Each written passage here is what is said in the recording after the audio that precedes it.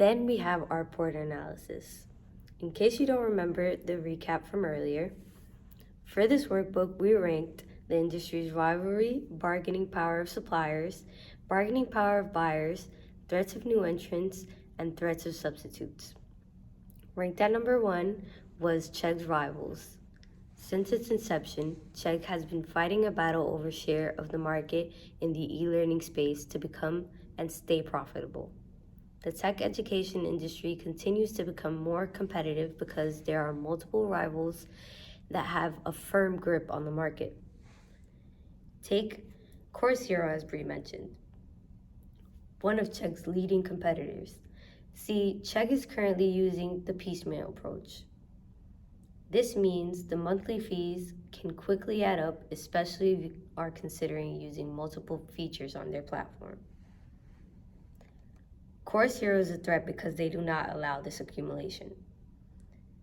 Because of this, many student users opt for Course Hero over Chegg.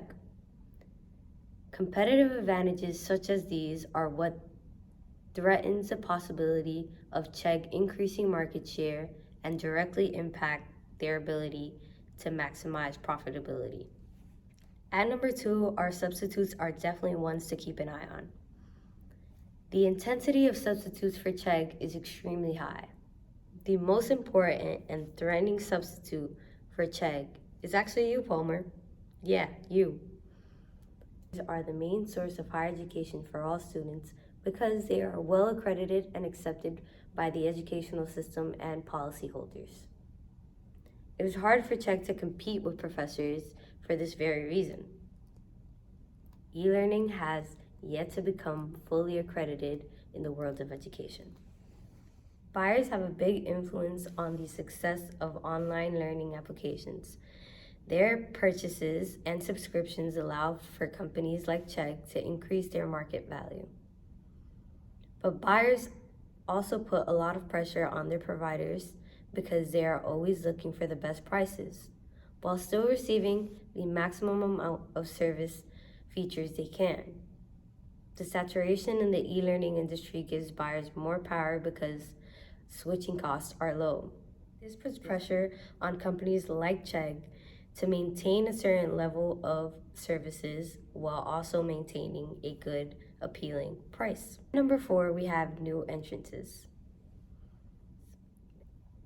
The current market size for the e-learning industry is not as large as we would hope. As a matter of fact, Chegg has just recently become profitable. But for new entrants to come into the industry and compete with competitors such as Chegg, Course Hero, and Quizlet, and companies of that nature, it would be extremely difficult, especially during their startup years. Because new entrants are not a force like rivals, subs, and buyers, we felt this ranking was a good ranking for them. And finally, we have ranking number 5, power of suppliers. Chegg is constantly gaining new channels of suppliers. With the e-learning market widening every day, there's rarely a lack of suppliers for their company. The only time their suppliers were compromised is when Chegg services were viewed to be unethical, which they are trying to prevent at all costs since their lawsuit with Pearson.